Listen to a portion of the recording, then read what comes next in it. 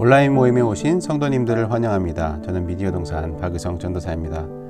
지난주 말씀을 가지고 또 함께 여러분들 신앙생활과 나무 모임에서 사용하실 수 있도록 제작된 영상입니다. 지난주 말씀 무엇이었나요? 나도 죄인인가요? 라는 질문으로 된 제목이었죠. 그런 질문 해본 적 있으십니까? 네, 그 질문의 답을 한번 찾아가 보는 시간 되었으면 좋겠습니다. 먼저 로마서 3장 9절에서 18절 읽도록 하겠습니다. 그러면 어떠하냐? 우리는 나으냐? 결코 아니라. 유대인이나 헬라인이나 다 죄 아래 있다고 우리가 이미 선언하였느니라.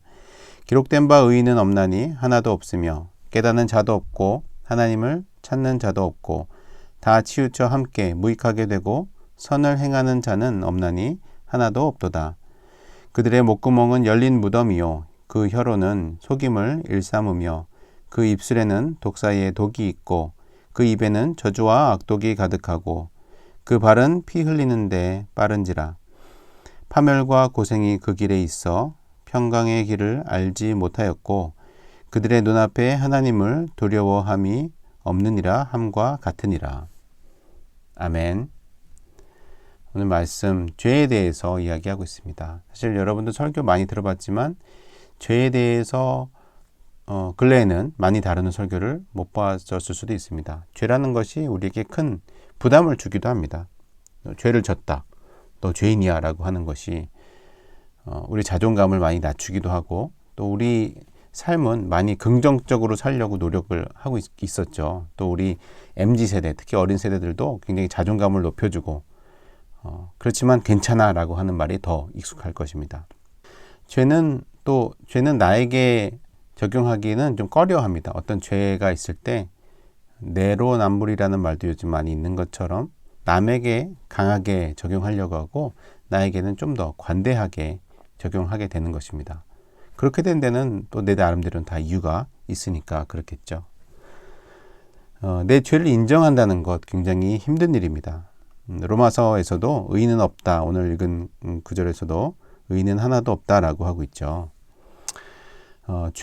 죄라고 하는 것이 무엇일까요? 죄라고 하는 것. 우리가 단지 우리 헌법이나 어떤 민법, 형법에 있는 그런 죄들만을 말하는 것일까요? 물론 그것도 잘 지켜야 되지만 좀 더 근본적인 것을 죄라고 이야기합니다. 죄가 무언가요? 이제 원어에서는 죄를 관역에서 벗어난 것을 이제 죄라고 이야기합니다. 뭔가 하나님의 뜻이 있고 그 뜻에서 벗어난 것, 꼭 그 뜻의 반대로 가야지만 죄가 아니라 항상 그 끝까지 갈 수 있는데 거기서 벗어난 것을 이제 죄라고 하는 것입니다. 오늘 로마서에서도 죄가 좀 소개가 되고 있는데요. 로마서 1장에 사람의 죄에 대해서 쭉 나열을 하고 있습니다. 거기에는 남자가 여자를 순리대로 쓰기를 버리고 이렇게 잘못 부끄러운 일을 행하는 것, 그것이 대표적으로 처음에 소개가 되고 있는데요. 그 다음에 나오는 것이 뭐냐면 하나님 마음에 하나님 두기를 싫어하는 것. 또 이제 1장 29절 이하에 쭉 그 죄의 내용들이 나오는데 모든 불의, 추악, 탐욕, 악의 가득한 자, 시기, 살인, 분쟁, 시기, 악독, 사기, 악독, 수군수군하는 자, 비방하는 자, 여러 가지 이러한 것들이 나와 있습니다. 교만한 자, 자랑하는 자, 악을 도모하는 자, 부모를 거역하는 자. 여러분 이러한 죄의 제목들이 나와 있는데 이 죄가 아까 처음에 얘기한 남자와 여자가 순리대로 쓰기를 버린 그러한 죄와 다르지 않다는 것입니다. 동일한 지금 접속사를 쓰고 있거든요. 그래서 불의를 품는 것이나 살인한 것이나 또 분쟁을 일으킨 것이나 부모를 거역하는 것 이런 것들이 다 동일한 하나님 앞에서는 동일한 다 죄라는 것입니다. 그래서 죄에서 자유하지가 않을 것 같습니다. 저도 저희 삶을 보면 부모를 거역하는지 내 안에 어떤 하나님을 두기를 싫어했던 그런 마음을 가졌는가 마음 속까지 들여다본다면 우리는 죄로부터 자유하지가 않습니다. 교회 다니는 사람이라고 해서 의인들은 아니죠. 또 심지어 하나님이 선택한 백성 이스라엘 사람들이라고 해서 그 사람들이 다 의인은 아니죠.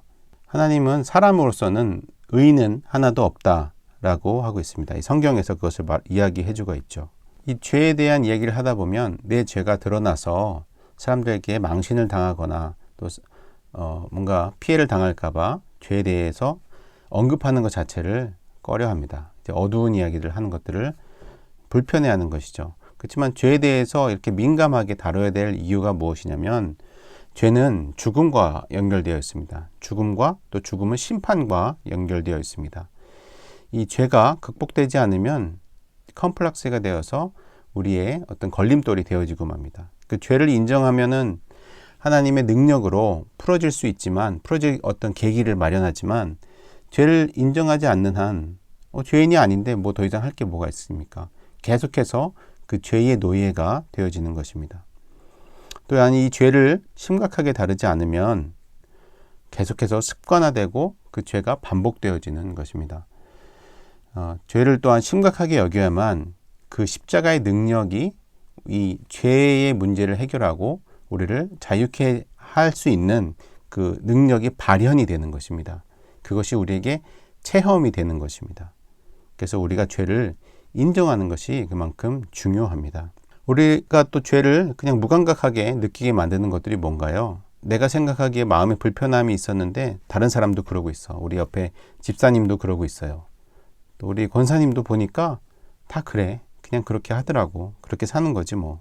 하지만 성경은 분명히 이야기하고 있습니다. 로마서 12장 2절에 너희는 이 세대를 본받지 말고 오직 마음을 새롭게 함으로 변화를 받아 하나님의 선하시고 기뻐하시고 온전하신 뜻이 무엇인지 분별하도록 하라. 로마서에서 이렇게 새 생명을 얻은 사람이 살아가야 할 바를, 그 도리를 알려주고 있는 구절입니다. 하나님은 율법을 주셔서 우리에게 죄를 깨닫게 하셨습니다. 우리가 죄가 무엇인지를 여러 가지로 알려주셨습니다. 우리가 죄를 모른다고 할 수 없을 것입니다. 이 성경책을 통해서도 알려주셨지만 우리 양심을 통해서도 우리에게 말하고 있습니다.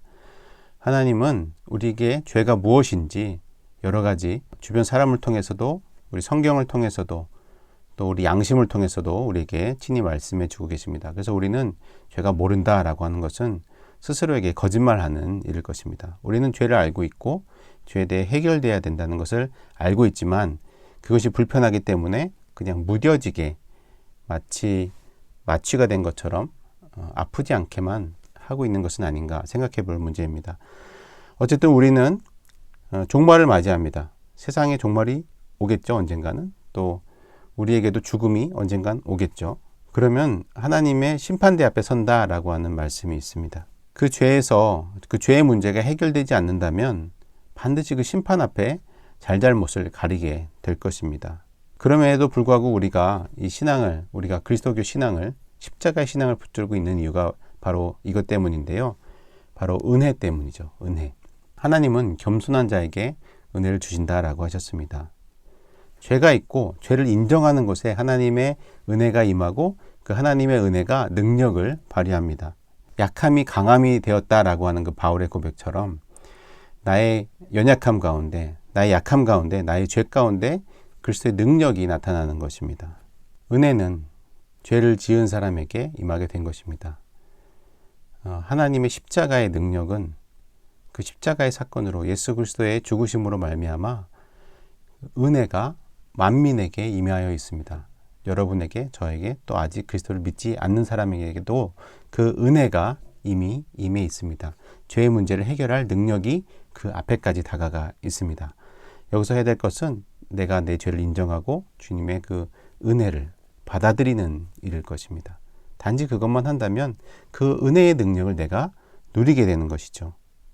죄라고 하는 것, 여러분, 하나님 앞에서는 이 죄를 밝히기를 주저할 필요가 없습니다. 왜냐하면 그 죄를 통하여서 죄를 해결해 주시고 죄만큼의 더 큰 은혜를 주시는 분이시기 때문이죠. 그래서 이 죄의 문제가 해결되고 우리가 궁극적으로 살아갈 나라에서 그 죽음 이후 혹은 종말 이후의 삶에서 그런 구원받은 자의 삶으로 하나님께서 우리가 죄인이지만 우리 예수 그리스도를 통하여서 십자가의 은혜를 통하여서 죄인이지만 그 위에 은혜의 천을 덮어주신 것이죠. 물론 여전히 우리는 죄인이지만 그 은혜를 덮어주심으로 의롭다 칭함을 받게 되는 것입니다. 그러나 여전히 겸손할 필요가 있습니다. 우리는 본성은 그대로 죄인입니다.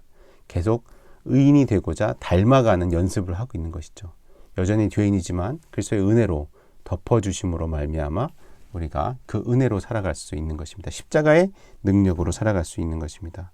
네, 오늘 말씀 통하여서 여러분들이 죄에 빠졌다가 혹은 하나님을 모르다가 하나님을 알게 된 일들을 기억해 보시기 바랍니다. 신앙을 갖게 된 그러한 기억들을 통하여서 죄를 해결해 주셨고 나를 구원해 주셨고 자유케 해 주셨던 그 기억들, 그래서 이제 하나님의 나라로 나아갈 수 있는 그 여러분들의 존재가 바뀌어진 사건에 대해서 감사하는 시간을 한번 가졌으면 좋겠습니다. 그래서 여러분들 여러 그룹으로 지금 모임을 하고 있다면 서로에게 내가 이렇게 되었었는데 이렇게 하나님의 은혜로 내가 구원을 받았다라고 하는 감사의 고백을 나눠보았으면 좋겠습니다. 혹은 혼자 보고 계시다면 스스로 감사의 고백을 남겨보았으면 좋겠습니다. 하나님, 나는 이런 죄인이었습니다. 여전히 죄인입니다. 내가 주장할 것이 없지만, 의롭다 할 것이 아무것도 없지만 주님 나를 의롭다 칭해 주셔서 그 은혜 주셔서 내가 주님 앞에 이렇게 살아갈 수가 있습니다. 그 자유 주신 가운데 내가 오늘 하루도 기쁘게 감사하게 살아가겠습니다. 감사합니다 라고 하는 고백을 해보셨으면 좋겠습니다. 네, 감사하고 또 다음 주에 즐거운 얼굴로 뵈었으면 좋겠습니다. 감사합니다.